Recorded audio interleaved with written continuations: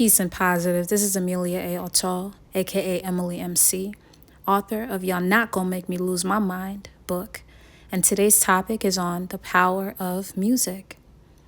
Now, before we get into some clips from the global community, we're looking at how influential music has been and could still be during one of the most unique times in human history, meaning today.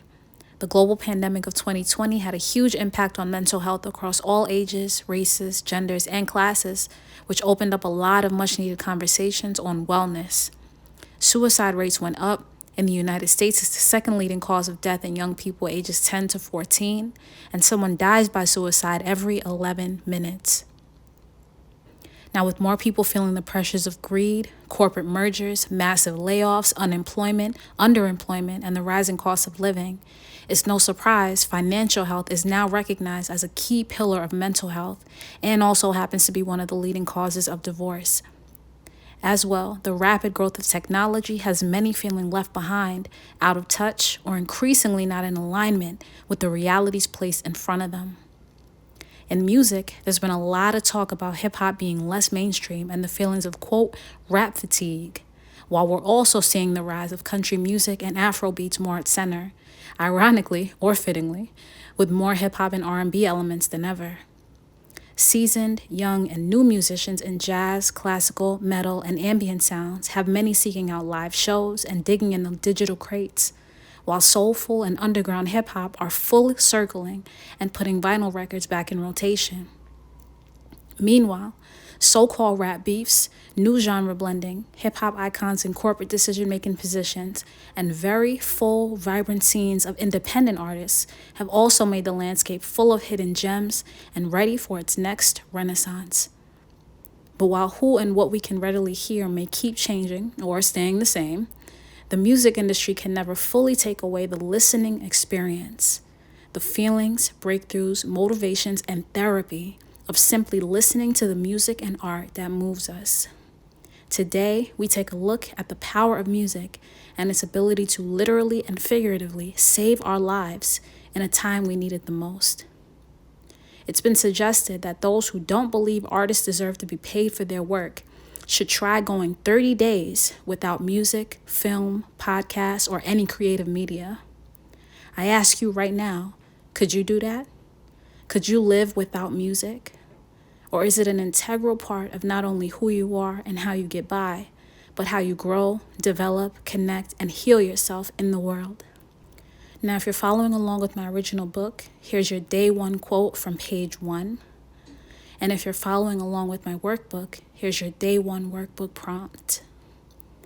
Thank you for all your support of Y'all Not Gonna Make Me Lose My Mind. And without further ado, let's roll the clips and hear from the global community about the power of music in healing, self-development, and community wellness. Peace. So y'all know how music and frequencies and sounds can actually cause harm to you on a physical, mental, emotional, and spiritual level, where they can also heal you on all those levels. Let's get into it. So what is sound therapy? Sound therapy is simply you using music, tones, vibrations, and even instruments to heal the body on a holistic level. This is a pretty cool chart of your brain on music. As well, this is the before and after progress of sound therapy. Here are some of the frequencies that are excellent for healing different parts of the body. Also, you have 528, which is the DNA rehab. Into it, and then the algorithm. You know what I'm saying? The 808. Oh yeah, this went over a lot of people. The head. 808 exists in the lowest chakra of your body. The majority of content that's related to the 808 is killer or sexual content. Only a few artists have ever played in a 432 frequency. Now that frequency is actually healing to your root chakra. Jimi Hendrix, Bob Marley. That make you feel good. Prince. And John Lennon. Now, I find it interesting that these 4 artists were also unalived. And all of this is a bigger... So it's coming up to 4 years now that I decided to turn my life around. I think I was low-key in the pits mentally. And I decided I wanted to do something with my life. And I realized listening to music, hearing people's stories and relating to lyrics just made me see how much like these artists saved me just from their stories and their lived experiences, and I decided, holy, I want to do that as well. Singers, when they sing songs, it's like a mantra. When you repeat a chorus over and over and over. So when a kid hears a song and he starts singing that chorus over and over and over, then you start to hear it in the alpha state into the subconscious mind. So you start to become the song or become what you're saying. If music is the only thing that shall never die, ask yourself, why do you get tired of some music in 2 months? Something is wrong. Ooh. That's timeless. It should be timeless, right? Yeah. Right. Good. It's not anymore. Yeah. So what's happening? It's disposable. Disposable music, yes. Music is never disposable. The artists are disposable. Ooh. Holy shit. See, our profession was divinely given to us. Music is a spiritual thing. You don't play with music. When the higher forces give you a gift of music, musicianship, it must be well used for the good of humanity. If you use it for your own self by deceiving people or doing this, you will die young. But hearing Mr. Mama say that, like, basically gospel is outdated, nobody want to hear all that, basically calling it old. When I was around 23-ish, right, I was going through the worst time of my life. I was living in a city by myself. I was alone. I didn't have any friends. I was broke. I had lost my grandma. It was a very, very dark time. Dark thoughts were circling in my mind, right? Things got so dark that me, at like 23, 24 years old, was like, you know what? It's time to go back to the roots. So you know what I pulled out? I pulled out that Clark Sisters. Yeah. I pulled out that Reverend James Moore. Yeah. I pulled out one of my grandma's favorite songs was Dana Bell Hall's Ain't No Devil in Hell Gonna Walk on to Jesus and Me, or God's Got My Back. And I promise you, I would go to work while it was still dark out, very, very early in the morning, blasting God's Got My Back at like 23, 24. That is such an old song. But I would be blasting that in the morning by myself, walking to the bus stop early in the morning in the dark. And it helped me get through one of the darkest periods of my life. So, like, even though I've deconstructed my beliefs, right, gospel music has such a special, special place in my heart.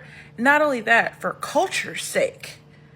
Like, ignoring profit, ignoring coin for culture's sake, but also just personally, the messages and the lyrics have helped me get through some really, really dark periods in my life.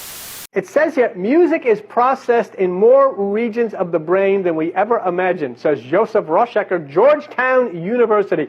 Music is a great example of how different parts of the brain can act together. It's worth studying because, he says, music can have a profound, even physical effect on the brain. Even physical effect on the brain. Perhaps most graphic of all recent discovery, Gottfried Schlag at Beth Israel Deaconess Medical Center in Boston, that music may actually affect brain size. When he compared the brain scans of 30 musicians with those of 30 non-musicians, he found, and I want you to, if you can remember this word, corpus callosum, the cable that neurons connecting the brain's left and right hemisphere, the bridge. The corpus callosum, the bridge from the left to the right. And keep in mind, you are desperately trying to get from the left to the right. And he found that the corpus callosum, that bridge connecting the left and the right, down, were larger among musicians. Fantasy. Yeah. One of the baddest songs ever written.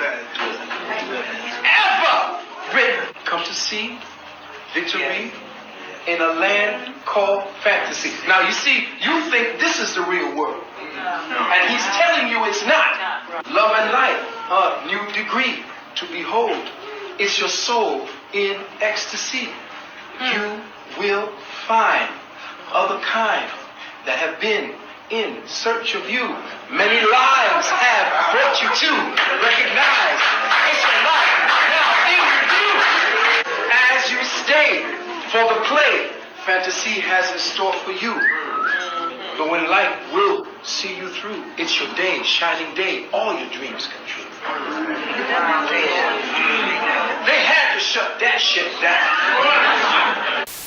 Music is probably the key to all my fucking happiness. When I'm mad, I listen to music. When I'm happy, I listen to music. Whatever fucking emotion I'm feeling, I'm fucking listening to music. No matter my fucking emotion, music is just there to complement my emotion in the best fucking way. Music is more than just sounds to me. The words I hear is like an extension of my feelings, expressed in such a high quality way. I feel like music in general has just been a big part of my mental health. If y'all are going through something, try to find an artist that relates to or speaks on the things that you're going through. Or you could even cut on some instrumentals. If y'all don't know Flawed Mangoes, that nigga goes hard. Music personally helps me. I thought I'd put my niggas on because it might probably help y'all too.